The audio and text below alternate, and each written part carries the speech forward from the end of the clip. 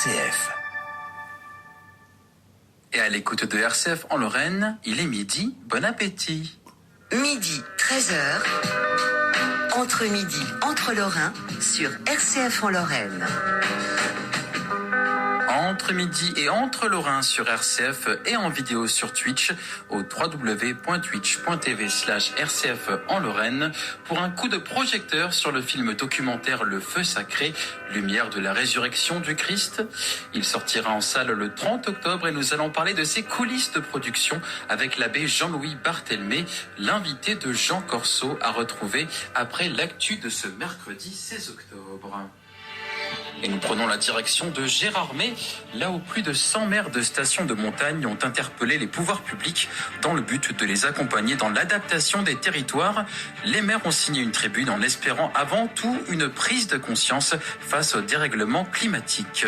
Et enfin, en descendant de la montagne, côté météo, il fera entre 18 à 22 degrés cet après-midi en Lorraine avec la douceur, les nuages et des températures qui sont dignes d'un début de mois de septembre. Voilà pour l'essentiel de l'actu à retrouver à 7h, 8h et 9h avec Magali Santulli du lundi au vendredi. Et votre prochain rendez-vous avec l'info régionale est à retrouver ce soir à 19h avec Sébastien Souissy.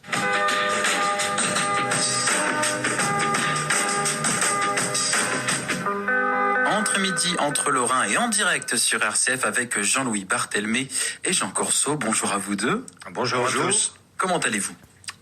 Écoutez, comme toujours le mercredi, heureux d'être ici, donc ça va. Et en vidéo, ça ne vous stresse toujours pas ? Non, toujours pas. Et ce midi, nous parlons justement de vidéo, en vidéo avec vous, Jean-Louis. Vous êtes le directeur du service diocésain de l'œcuménisme et vous faites partie des contributeurs du film documentaire Le Feu Sacré, lumière de la résurrection du Christ. Est-ce que vous pouvez nous décrire ce film en quelques mots ? Oui, d'abord, c'est un film documentaire et qui est assez passionnant et un peu réalisé comme une espèce de thriller, puisqu'il s'agit de se documenter et de faire une enquête sur ce fameux feu sacré, qui est en quelque sorte un miracle orthodoxe qui remonte au début de l'ère chrétienne, au Saint-Sépulcre. Et donc, au fur et à mesure où on avance dans le film, je ne vais pas dévoiler un petit peu le secret, mais les différentes interviews vont permettre de se faire une idée de d'où vient ce feu sacré et quel effet il a au cours du temps, de l'histoire et aujourd'hui, comment cet événement peut nous parler aujourd'hui. Alors c'est vraiment réalisé sous forme de films documentaires avec plein d'interviews avec des personnes très éminentes. Et pour introduire ce sujet, nous allons écouter Severino Caruso et Philippe Corren qui sont à la réalisation de ce film. Ils sont accompagnés de Danny Corren au micro de Marc Taillebois pour nous partager leur premier ressenti. Alors justement, j'ai envie de me tourner vers Danny, qui est moins dans la technique, mais qui lui est aussi peut-être le premier spectateur ou le troisième, je ne sais pas, mais enfin en tout cas qui l'a vu très vite. Mais surtout, vous l'avez aussi avec Severino et Philippe présenté déjà en public dans quelques groupes de personnes. Tout à fait, oui. Comment vous l'avez reçu vous déjà et puis, c'est vrai que moi j'étais assez critique au départ parce que lorsque je les ai vus travailler des heures et des heures et des heures, parce que la chance qu'on a, c'est que tous les deux sont des musiciens. Et le fait d'être des musiciens, tu cherches aussi la corrélation entre l'image et la musique qui correspondent juste. C'est pour ça au cinéma, lorsqu'on l'écoute, c'est grandiose. Rien que la musique, elle est extraordinaire. Lorsque j'ai vu tout ce travail, j'avais vraiment envie de dire, on investit du temps, de l'argent, on ne fait pas autre chose, puisqu'on a quand même des entreprises qui doivent aussi fonctionner. Et on s'est dit, on va investir ça pour le Seigneur, avec cette idée de transmettre à la foi. Et lorsqu'on l'a montré plusieurs fois, on a fait, je crois, deux présentations. On a eu des prêtres, des cathos, des non-cathos, des gens lambda et des amis qui nous donnent leur avis. Et j'ai vu des prêtres ou même qui m'ont dit, tu vois, ce film-là est initiatique et quelque chose qu'on doit transmettre absolument à la paroisse, aux gens pour qu'ils apprennent à connaître, à approfondir leur foi. Et comme c'est des amis prêtres aussi, perso, ça m'a touché. Je me dis, tiens, avec son œil à lui, ça donne vraiment le travail qu'on a fait à sa valeur. mais même des gens qui sont pas forcément encartés, patentés comme des prêtres, mais des chrétiens ou des non-chrétiens qui l'ont vu ont été touchés par le, parce que par le film. Moi, j'ai invité des clients aussi qui sont venus voir et qui n'ont rien à voir avec la religion catholique. Ça les a touchés.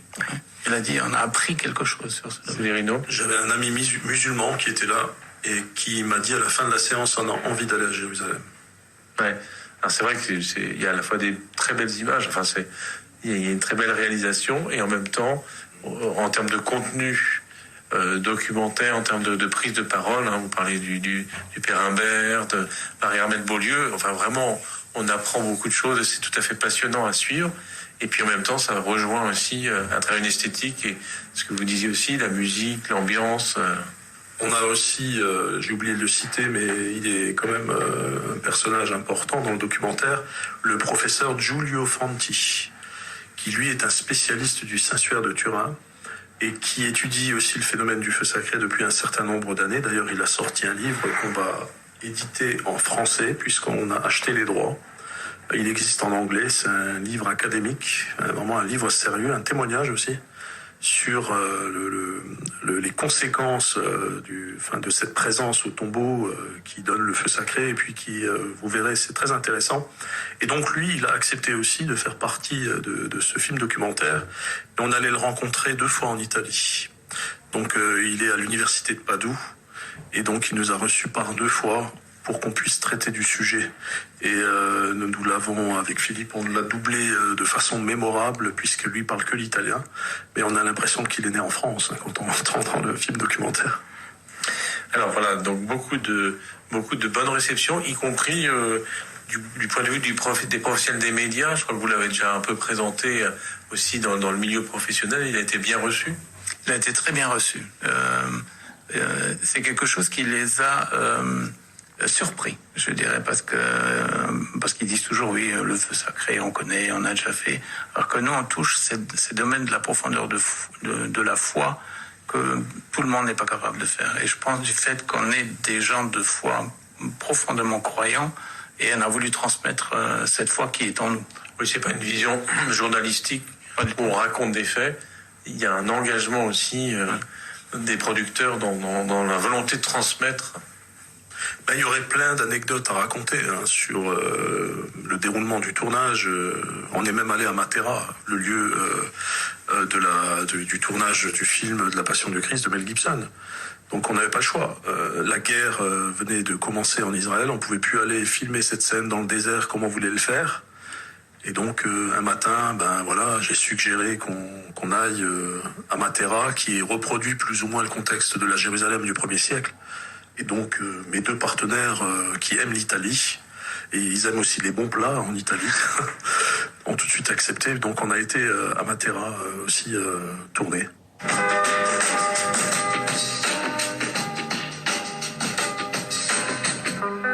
De retour entre midi sur RCF en Lorraine et sur Twitch en vidéo au www.twitch.tv/RCF en Lorraine. Toujours avec Jean-Louis Barthelmé, le directeur du service diocésain de l'œcuménisme, et l'abbé Jean Corseau. Alors nous venons d'entendre les premières réactions du public comptées par les réalisateurs. Mais quel est votre ressenti à vous, Jean-Louis ?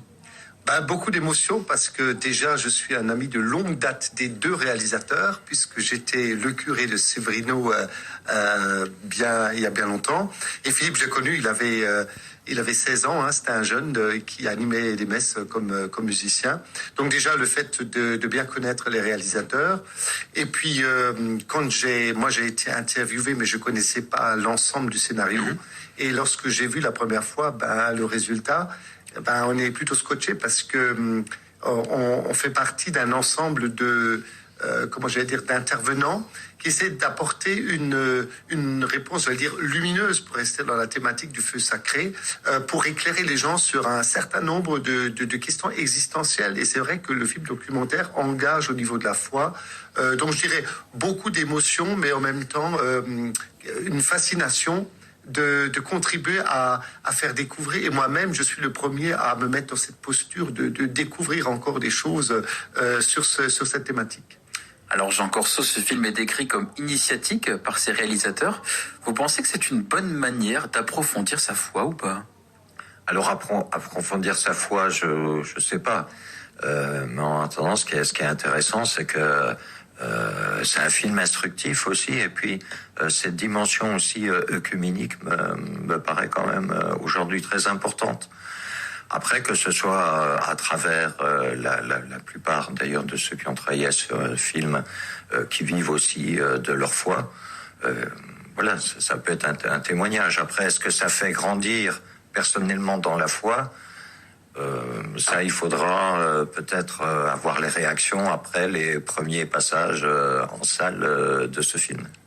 Puis il y a aussi une idée de faire découvrir, pas forcément seulement à des chrétiens, mais aussi à d'autres publics. Oui. C'est ce que disait Severino, justement, il parlait d'un ami musulman. Et je crois aussi que c'est la force aussi de la qualité du film qui fait qu'effectivement, il sera diffusé bien plus largement que dans nos petites salles. Voilà, enfin, on en reparlera. Mais...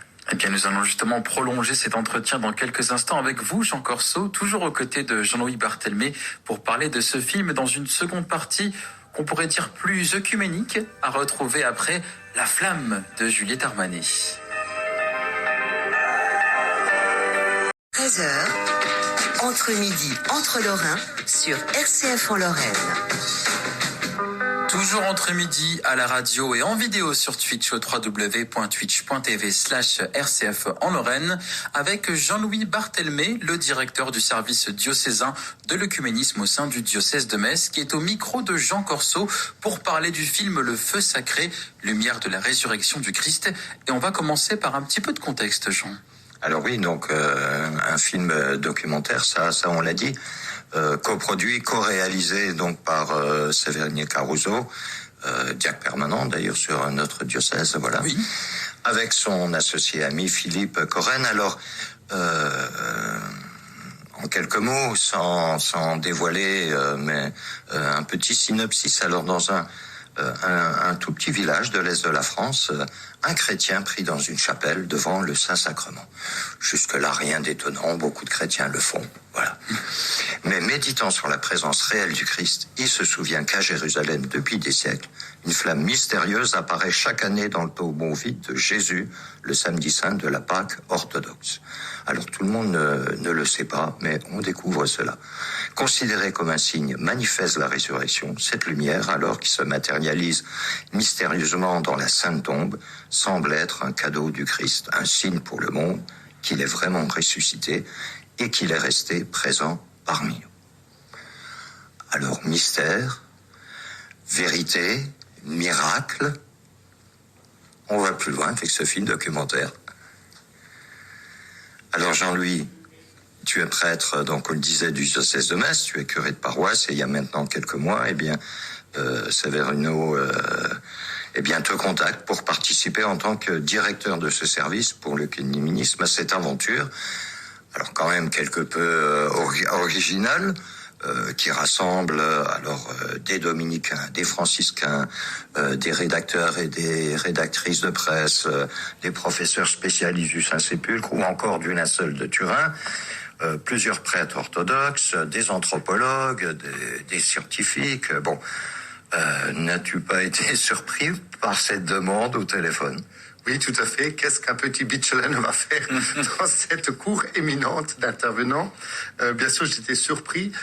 Déjà, ma première surprise, c'est que déjà on pourrait le dire comme ça, un catholique s'intéresse à un événement extraordinaire qui concerne la foi orthodoxe, particulièrement le orthodoxe grec, et que c'est déjà une approche catholique d'un phénomène qui n'appartient pas à notre confession. Donc c'est déjà intéressant de voir quelqu'un qui s'intéresse à une autre confession et par un événement très particulier que je connaissais pas du tout, le feu sacré. Pourtant je suis dans l'œcuménisme, comme quoi on peut être le nez dans le guidon et bien des choses qu'on ne voit pas forcément. C'est ça. Alors très peu d'ailleurs connaissent ce miracle ou cette manifestation. Tout à fait. Et pourtant, quand on regarde un peu historiquement à travers les siècles, eh bien, plusieurs récits ont témoigné de cet événement. Par exemple, Eusèbe de Césarée, donc là on est au IVe siècle, rapporte que le feu est survenu pour la première fois lors de Pâques en l'an 162.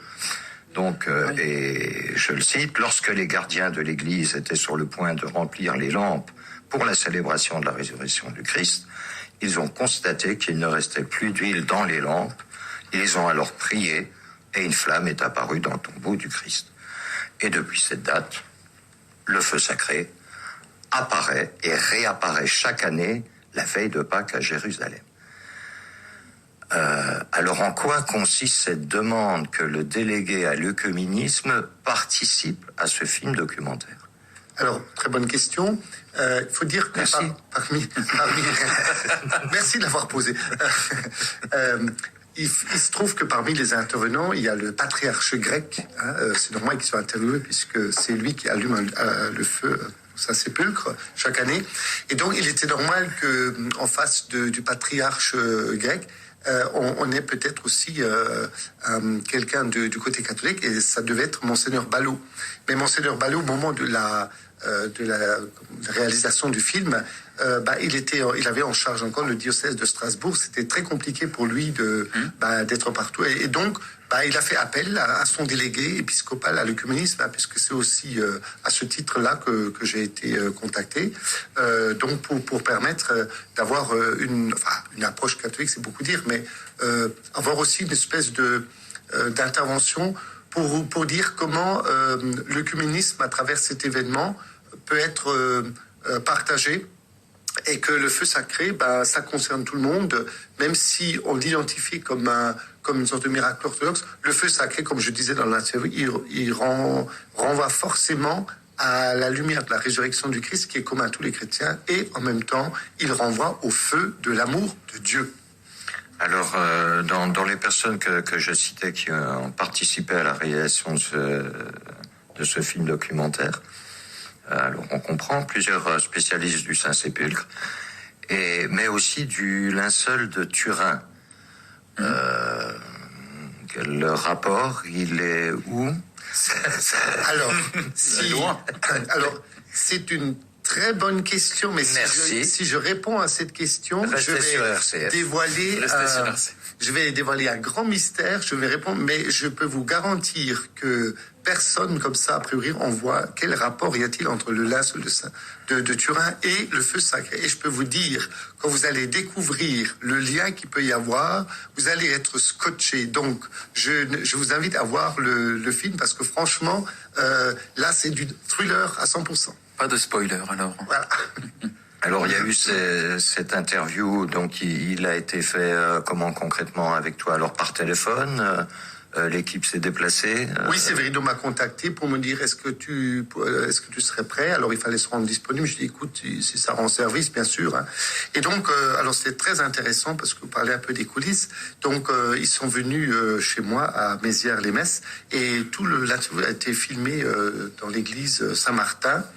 Et alors, quand j'ai revu les images, les prises de vue, alors c'est des professionnels de l'image, et c'était très intéressant. Par contre, ce qui était, ce qui était très énigmatique pour moi, je savais les questions auxquelles j'allais répondre, mais je n'avais aucune idée de l'ensemble du scénario du film, et j'ai tout découvert quand il y avait la projection en avant-première. Alors Jean-Louis, si tu veux, revenons au local, voilà, à travers donc cette mission que tu as. Comme délégué à l'œcuménisme, comment se vit aujourd'hui les relations très concrètement sur notre région, et puis peut-être aussi qu'est-ce qui compose aujourd'hui ce travail œcuménique? Alors l'œcuménisme, c'est un grand mot, mais comme dans beaucoup de domaines, ce qui fait la particularité de ces organisations, c'est d'abord lié à la dimension humaine. C'est-à-dire que si vous êtes en relation avec des personnes d'autres confessions, on n'a pas envie de s'ignorer, on a envie de se connaître, de mieux se connaître, d'être ensemble.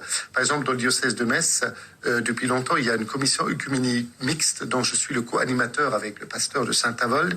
Et quand on se dit qu'au sein de cette commission, il y a des catholiques, des protestants, il y a des pasteurs, des prêtres, des laïcs, il y a des invités des personnes qui ont le statut d'invité, par exemple le prêtre orthodoxe André qui est avec nous, ou le prêtre méthodiste Christophe Halling. Donc c'est pour nous déjà une manière de de nous retrouver régulièrement, de partager sur ce qui fait. Alors c'est très intéressant parce que l'intérêt de l'œcuménisme, c'est de réfléchir ensemble à l'avenir du christianisme. Parce que il n'est pas question de l'avenir c'est peut-être une question, l'avenir du catholicisme, du protestantisme, de l'orthodoxie, etc.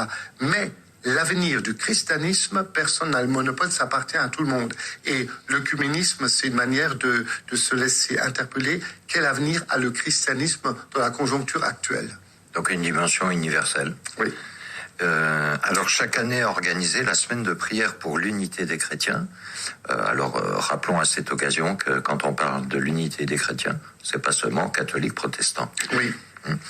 Et elle aura lieu donc début 2025, voilà, du 18 au 25 janvier. Le thème sera « Crois-tu cela ?»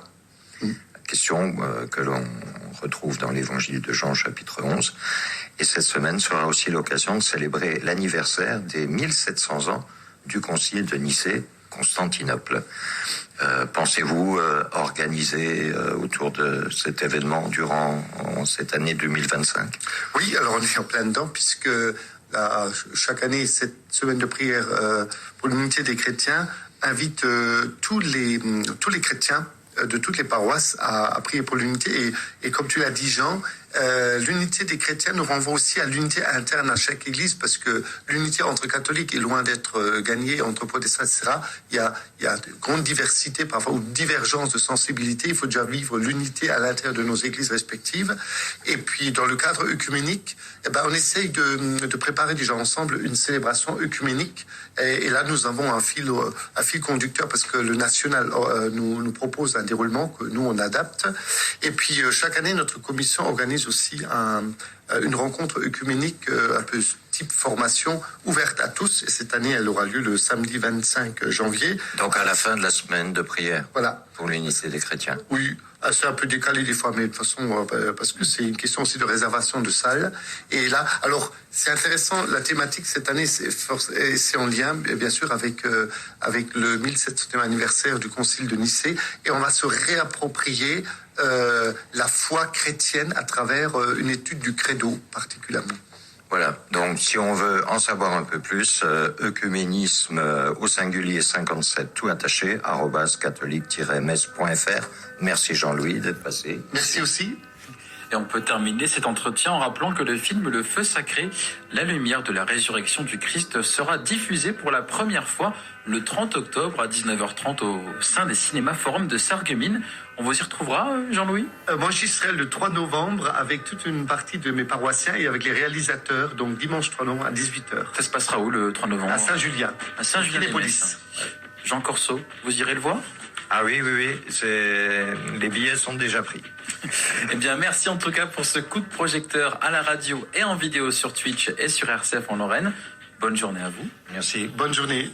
Et cet entretien va laisser place au grand entretien de Nicolas Dufour dans quelques instants avec un sujet autour de l'aide aux personnes vulnérables porté par l'association Arelia, un nouveau volet d'entre-midi à découvrir après la petite sœur du roi de la pop, Janet Jackson, et son titre Together Again, sorti en 1997.